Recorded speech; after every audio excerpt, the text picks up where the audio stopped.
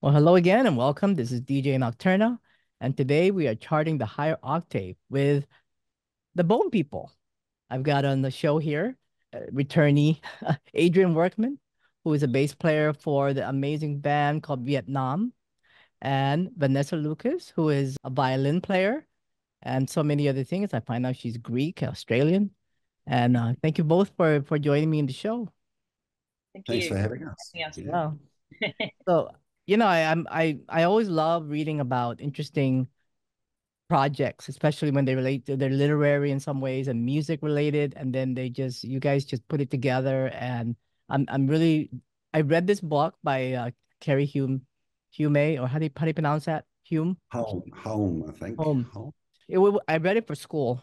It wasn't something I just found and read it. I was told to read it, and I'm glad I was told to read it because I liked it. It was interesting, it was different. When I saw the Bone People come up on my, from Michelle from UTM music group, I go, Bone People? Where did I hear that word before? And then I go, oh, wow. And I go, yeah, it makes sense because, New Zealand and you guys are there. So here we are. You have an EP that's remastered in 2020, right? Mhm. But Yeah, it's a project that started way back in the 90s, right? yeah, Yeah. 92.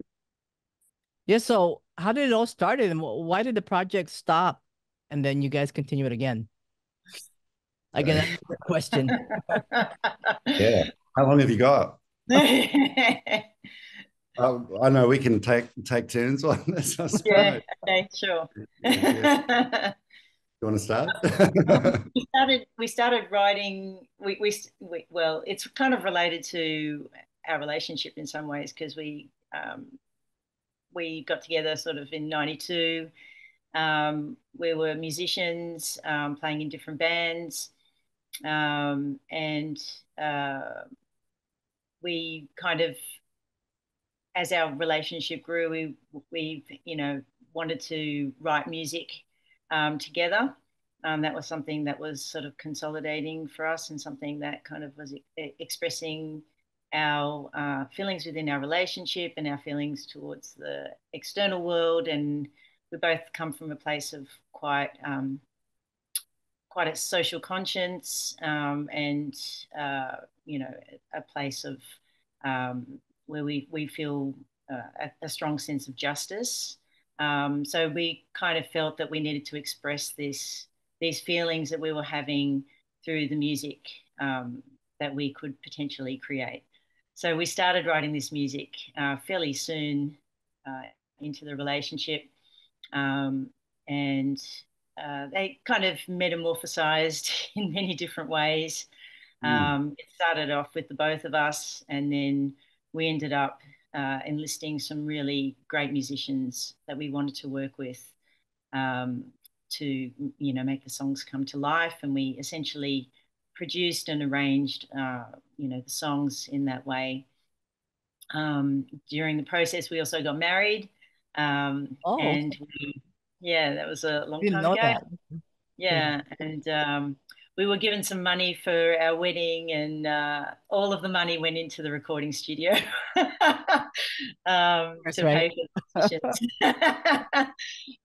We really wanted to do the right thing by the people that worked with us and for us, and because it is a very difficult industry, as we all know, to make a living. We felt that it was really important to honor the people that had chosen to work with us.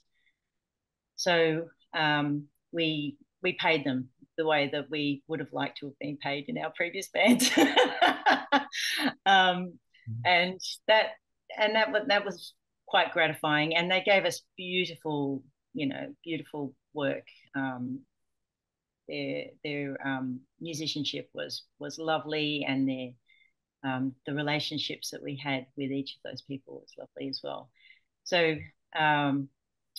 yeah, I'll go to there. Adrian, you can take. So, so, We'll chop and change. Yeah. so you're talking about people you work with. These are the guest musicians, right? The vocalists and all those other people, right? You're talking about Glenn Kohler, Sheena Crouch, and Yeah. is that right? Yeah. And Okay. they actually, That came later. yeah, that Okay. came Yeah. So I guess the writing and recording process went through 3 iterations. So the first stage was essentially we were writing songs in the home that we lived in, and we had very little technology back then, you know, so it was like a 4-track, and we had a loaned MIDI drum kit, which is, you know, an electronic drum kit, and a guitar, basses obviously, and some sort of dinky keyboard, and an older Atari 1040 STE. So they were the first computers that you could sequence on, and the monochrome. So the first iteration was basically demoing this stuff, and then we went into a studio and recorded 6 songs without a drummer, but it was all programmed drums, and we got a couple of people in for that. And then the second iteration was another batch of songs, but that's where Andrew Burns came in and recorded live drums across the whole album. And then the final iteration was the revisiting of these 3 songs in 2000, which is where we basically deconstructed them and reconstructed them.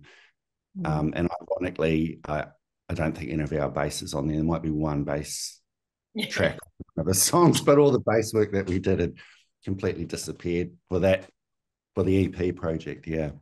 Because originally we actually had 2 basses on each of the songs as well. So one was doing like a lower bass, one was doing a higher bass, and they were kind of counter melodies, which was really interesting. And we thought that was quite innovative at the time, but we just kept layering and layering and layering. And it just ended up getting so busy that, you know, a complete rework really needed to happen. And so it just gave life and breath to the music a lot more, I think, than what we had originally created.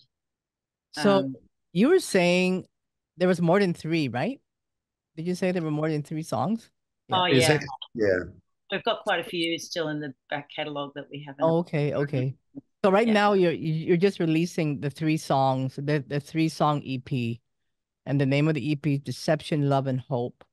And there's 3 songs here. And then are you going to release the other ones eventually? Well, we're still having that conversation around it. You know, I guess because the album itself, there's probably about 12 songs. They're absolute behemoths in terms of trying to mix them and everything, you know, 32 tracks, and there's a lot of stuff in there. And I think for us to complete them would be quite an undertaking, but also quite a commitment to. It'd probably take a couple of years to kind of get through it all. So it's something that we haven't really sort of committed to at this point. Are you guys singing on the songs? Singing on the current ones? No, I mean, the current ones you're not, right? No. Yeah, but are you? What about the others when you release it? You might be. Maybe. Have the courage to do that. I've always felt more of an instrumentalist than a singer, and I did have a crack at singing some of the songs, at the beginning stages, and I just kind of recognized that I wasn't a front person. That wasn't my thing. I'm more of an instrumentalist, a bass player, and a violinist, and what have you. But singing and being a front person requires a whole different kind of energy. It didn't quite resonate with me at the time. I don't know. Years have gone past now, so it might be a little bit different. I have to share something with you guys. As we're talking about this, I know you're both bass players too, right? Yeah. So my niece just texted me just a while ago, and for her birthday she wanted a bass guitar. Okay, so I gave her a gift certificate for this store to buy a bass guitar. And then she texts me, she goes, I'm over here, and da-da-da-da. And then when she's talking about getting the bass, and here you guys talking about the bass, it's just really tripping me out. But yeah, there must be something about the bass. I mean, there's a lot of bass players I know. I mean, a lot of their friends, and they're all bass players. So Adrian's one of them, and Andy Rourke, David J, Jaw Wobble. Oh my, I mean, so many. It's incredible. I think I'm supposed to learn the bass. Just to be to be mentioned amongst those two other bass players, I feel you've made my day, Anne. No, you guys are the life of the party, really, seriously. I mean, what would we do without a bass, right? That's right. There's no soul. Has got a very unique kind of role within a band, I think, within the music. I feel for me, it's like the bridge. It brings the rhythmic side of things together with the melodic and the chordal, and just kind of Yep. links everything together. So it actually feels like a real privilege to play the bass sometimes in different bands, because it feels like it's a very unique space to be in. Yeah. So, Vanessa, tell us a little bit about your background as a musician. I know you played the violin with a pop rock band called Tall Tales and True. Yeah, that's right. Yeah. Yeah. And Yep. And I played in an Aboriginal band called Mixed Relations, and in the 90s. That was an amazing experience. And since then, I've been kind of reskilling as a music therapist. So kind of leaving that side of things behind for a little while, and using music in a different way to work within the therapeutic sort of context. Did you say music therapist? Yeah, yeah. What So what is that? So it's working with music to elicit therapeutic goals. So maybe social foundation skills, or gross motor skills, or different emotional regulation, different things like that. By using music as a conduit to elicit those sort of therapeutic goals. And so I've been doing that for a while now, and then it's only really been recently that I've started to explore the bass in a performance kind of context again, and playing in a sort of soul funk R&B covers band and that sort of thing. And then obviously with Bonepeople, kind of exploring that side of things again, which is very interesting. Yeah. Wow. I think I need a music therapist. Okay. Now, Adrian, I know you're the bass player for the amazing band, Vietnam post-punk band. I just love the sound of that period, the bands that come out of that period, you just know it. And you want to and you were in the show previously, but you want to talk a little bit about your background as well in music? Yeah, sure. So I guess I started playing, in high school, like a lot of people.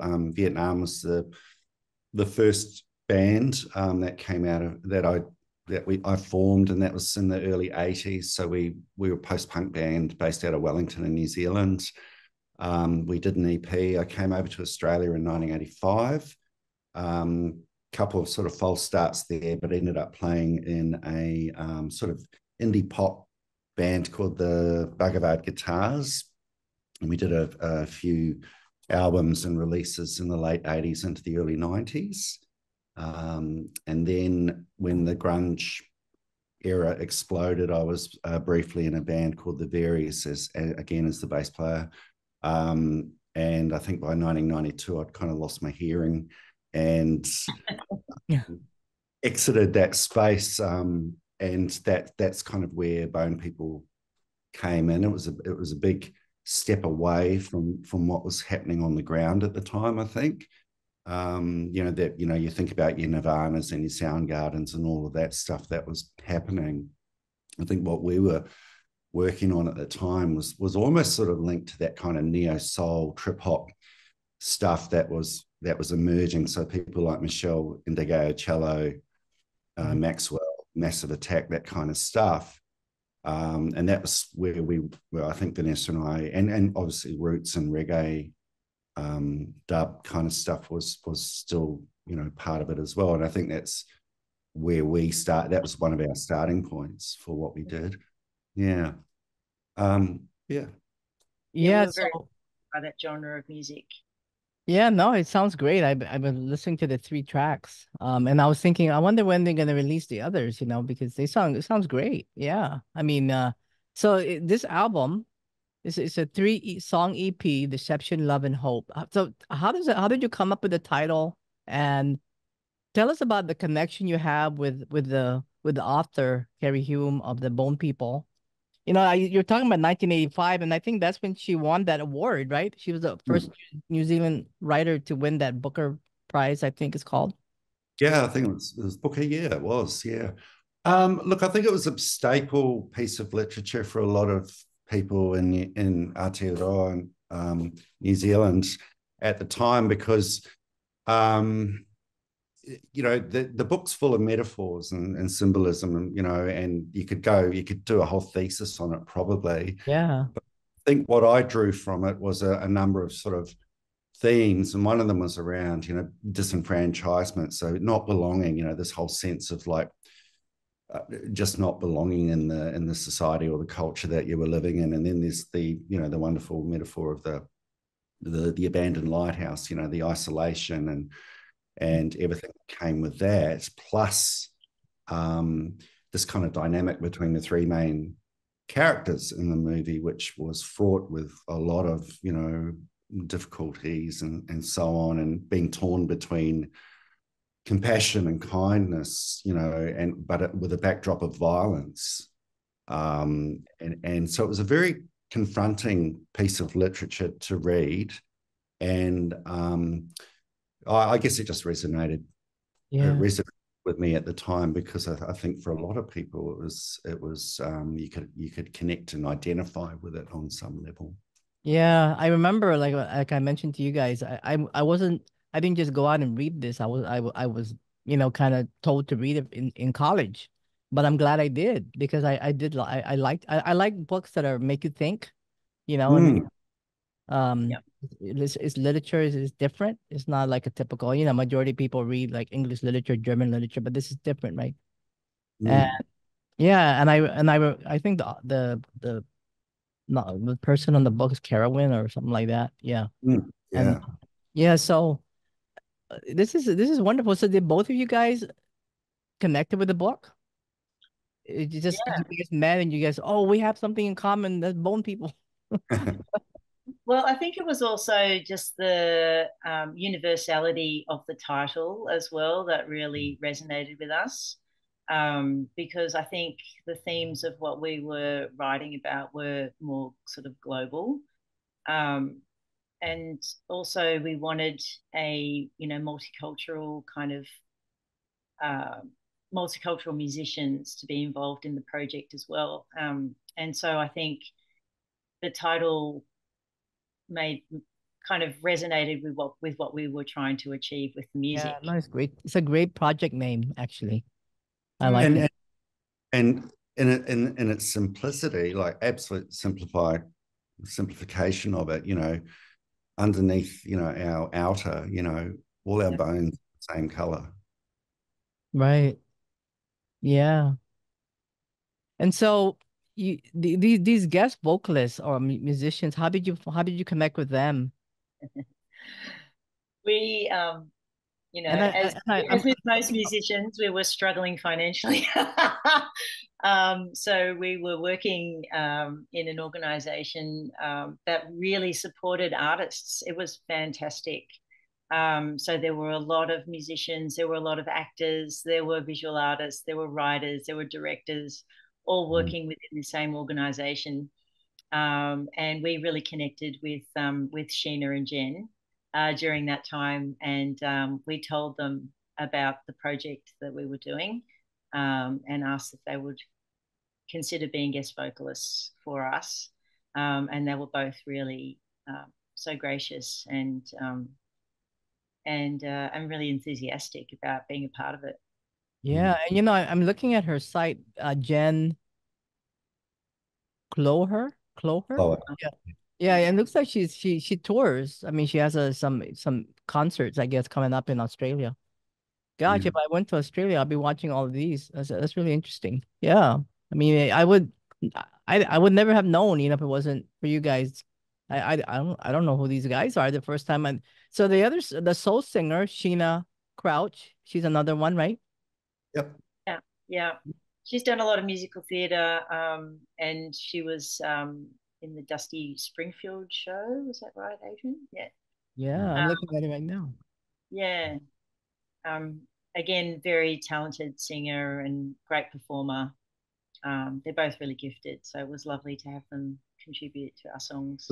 It was a cool place to work because what you could do, and this was unusual at the time, is that, you know, so if you got a tour or you got a movie role or something, you know, you could go away for 3 months and they'd just say, I'll just, you know, come back to work when you've done that. So there was this kind of turn of people, you know, they'd be on TV one night and then they'd be at work, you know, the next day kind of thing. And you know, we both ended up working for Cirque du Soleil at one point, and doing that and then coming back to work.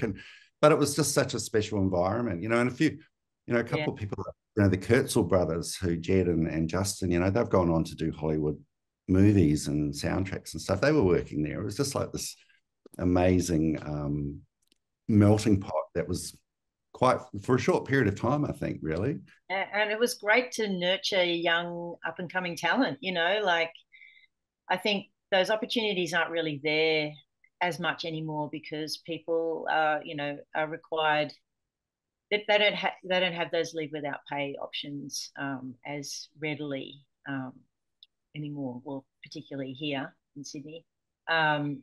So, you know, having an environment that nurtured creatives and allowed them to get on their feet in that way, and really spend the time on their projects, but still have somewhere stable to come back and have a job.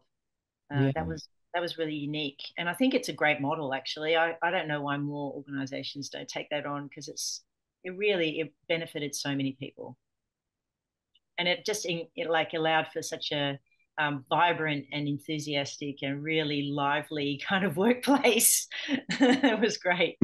We had the best Christmas parties, I'll tell you that. So do you want to talk about the players in this? I know your brother is also involved in this, isn't it?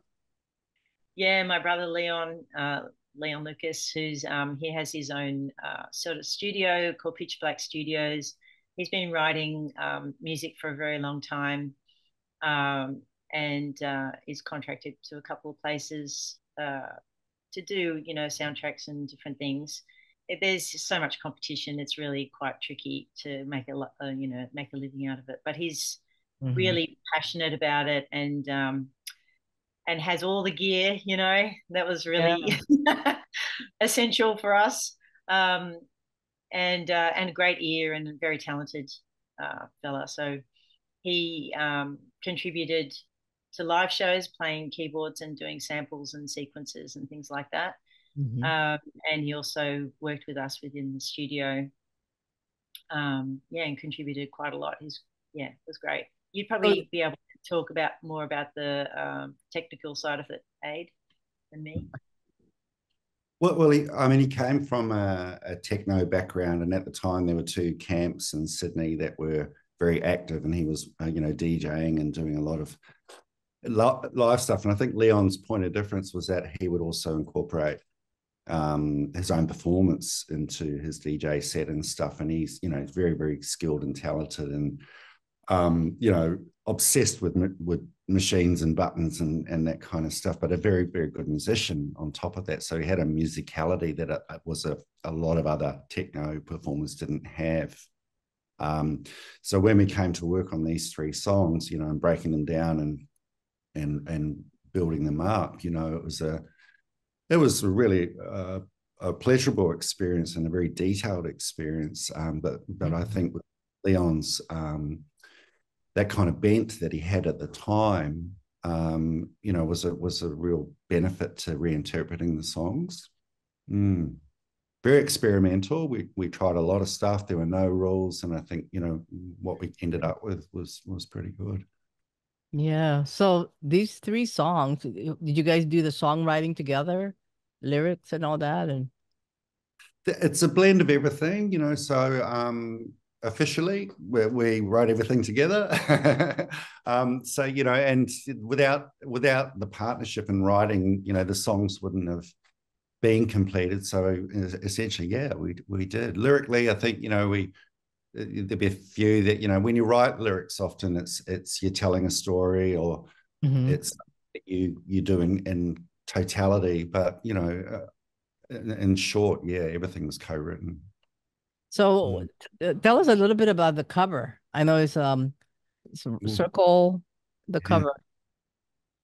That was actually a logo that we designed going into our marriage, to be honest. Oh, really? Wow. Yeah. And it's a combination of Greek and Māori kind of symbols. Oh. Yeah. Can you explain is it the Greek? Okay, so the Greek. Yeah, so you've got the omega and the sigma. Oh, the omega. Okay. Yeah. And then you've got the Māori kind of, what do you call that, Aid? I think it's a corridor, I think. Yeah, that's kind of in the middle. It was just playing around with both of our cultures and what we wanted to how we wanted to kind of have a visual representation of the both of us kind of merging at the time. And it kind of has moved on to our music as well. Yeah. Wow. Looks like you guys are gonna I hope you guys continue to create an album, not just the EP, but further, as time goes by. Yeah, it would be good to finish the other songs, but we'll just need to have a few conversations about how that could happen. Are you guys gonna be playing this around in Australia, or just kind of promoting it out there? I know it's out now, and it's out now about Bandcamp, right? Yeah, I mean, we're getting a little bit of airplay on online radio, as well as some of the we've got what's called a community broadcast network in Australia. So we've got a lot of community radio stations which are part of it all. So that it's being picked up by quite a few of those, and in New Zealand as well. So we're pretty happy with the fact that it's getting some airplay. There won't be any live stuff to speak of. No, it's great. I mean, I like it. I mean, I liked it the first time I heard it. I go, oh, wow, right on, Adrian. All right. And I said, oh, let's do the interview. I told, I reached out to Michelle. I go, let's do it. Yeah. And so, yeah, so happy for you guys, good work, good project. And I didn't know you guys were married. That makes it even better. So more power to you both, and well, we're yeah. Was that? So we're no longer married. Oh, okay. Well, you're still married in this musical project, so.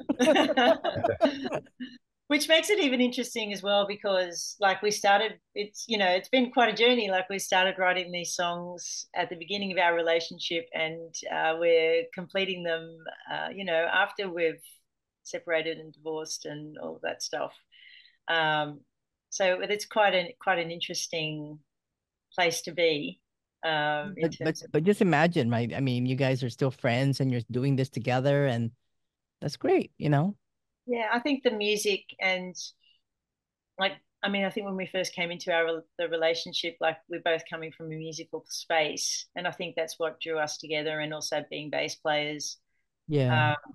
And I think that even after our marriage has ended and all that stuff, I think there's still that aspect of our lives that still brings us together as friends. Yeah. Yeah. Well, I'm looking forward to I'm looking forward to playing the music and on the show, and putting this interview up, and just getting people out there to read the Bone People and to listen to the Bone People. That'd be lovely. It'd be lovely. Yeah, and look, we're always grateful to speak about it, and also, for people to hear the music as well. Yeah, definitely. Yeah, so the music you can be found on your Bandcamp page, which is just look for Bone People, right? And then you're also on Spotify, Facebook, Instagram, and is this gonna be out on vinyl as well? Not at this point. Yeah, I think it's a nice cover. It's lovely. It is lovely. I mean, I'm a vinyl sucker, so I'd put everything on vinyl. I know. Yeah. Well, you might do it. Yeah. Because, I mean, it's something, it's also cultural and literary. So it has a Yeah. lot of meaning. It's not just music, it has all these meaning and Keri, the author of that book, she passed away, right?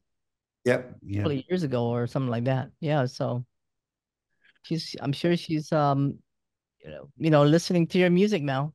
But That'd be nice. But yeah. Look, I think just to build on what Vanessa said, like in terms of the journey of what we've done, around the writing of music. There's been a marriage in between and a family and everything, and being at this point in our lives to be able to sort of go back to something that was very we were very dedicated to, committed to, and naively threw all our money at Yes. in the hope of greater things. I think it's really lovely that we can sort of go, here it is, and give it to the world, or people like yeah. yourself.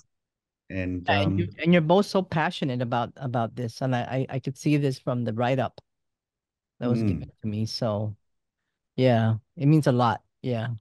yeah, Yeah. and it certainly did at the time as well. Yeah. Yeah. It's good for the songs to have a life. Like they were just sitting around, Mm. in the depths of our digital kind of world. Yeah, and it was pretty much a last minute recovery, because when we recorded the album, it was all done on a format which for the tech heads would know, but it's called ADAT, and it was a digital format, looked a bit like a VHS or beta cassette, but it was the most unstable recording format ever invented. So it sort of quickly came and went over a period of like 5 or 6 years, hugely expensive. And then about 4 years ago, I noticed that the tapes were sort of getting a bit of mold in them, and these were the only sort of copies that we had. So we went through this process where we had to get the tapes restored. That what they do is they bake them in a proper oven. Oh, really? Oh, Yeah, to get rid of the mold, and then you get one shot at running the tape and actually digitizing it onto hard drive, and after that the tape's shot completely. So we were able to do that successfully, but it was a real nail biting. it sounds great, actually. I mean, I wouldn't think it went through all that. Yeah. We're very lucky to still have those songs. Yeah. Yeah. We could probably do like 5 or 6 versions of each of those songs, really, considering how many Yeah, instruments we had, actually record each of them. And we could do, yeah. Not that we would have the time or the inclination. No. Yeah. And for those songs on the EP, and like all three of them are completely unrecognizable from the original version. So the first song, I Set Sail, the original version of that is actually a reggae version. Oh, really? Oh, yeah. And Flying is pretty similar to the original, and Looking for More was actually a really heavy guitar song, like heavy rock song. Yeah. And then you listen to it now and it's completely unrecognizable. It's more of a sort of trip hop.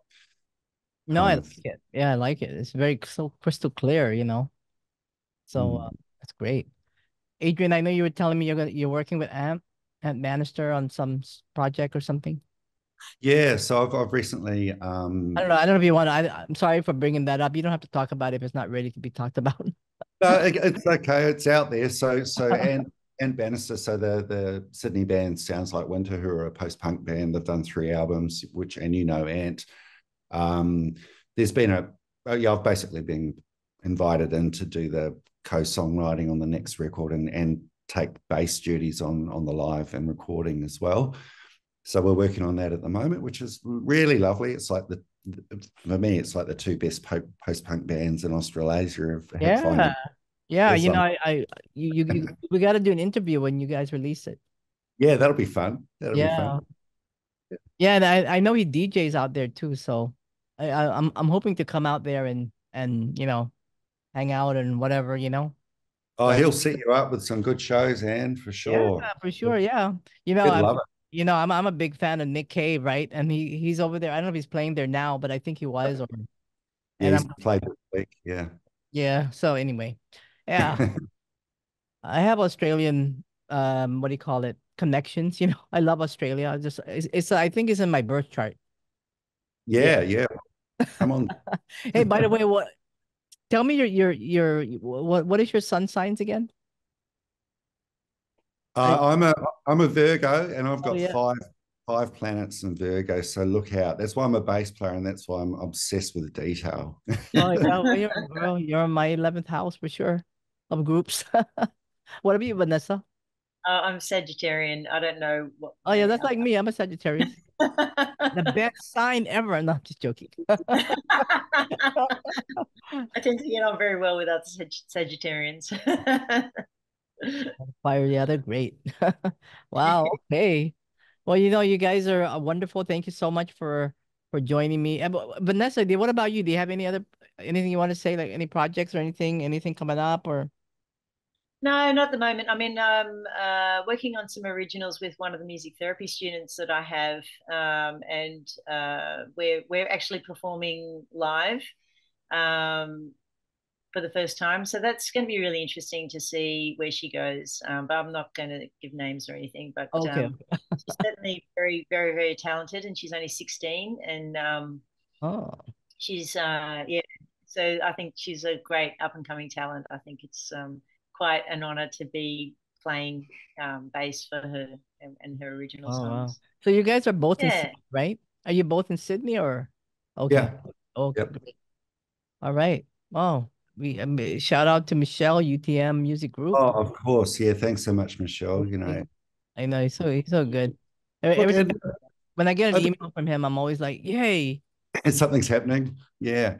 Look, I do want to mention someone who, in the course of all the publicity and that hasn't had a mention, and that's um, Tracy Limbrick, who she managed the band when we were a live unit, and it was a very very complicated thing to manage 7 people who were all busy doing lots of other stuff as well. And I think these people that are there with you on the ground when you're trying to get started, are often forgotten. So I do want to just say thanks to Tracy, because she was, really, really helpful at opening doors for us, but always also believing in what we were aiming for at the time.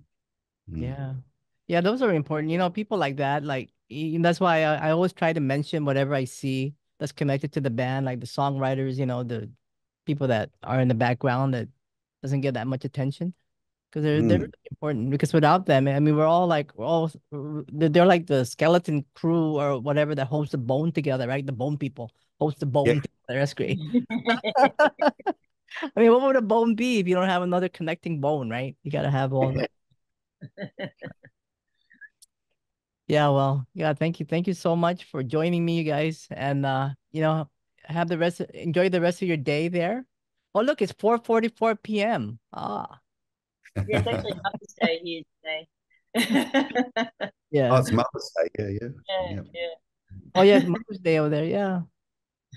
Do you guys celebrate Mother's Day over there in Yeah. Australia? Okay, okay. I know they have they don't celebrate every single thing, but yeah. Okay. Thank you both. Congratulations on this. I hope you guys do more stuff together. You guys are a great team.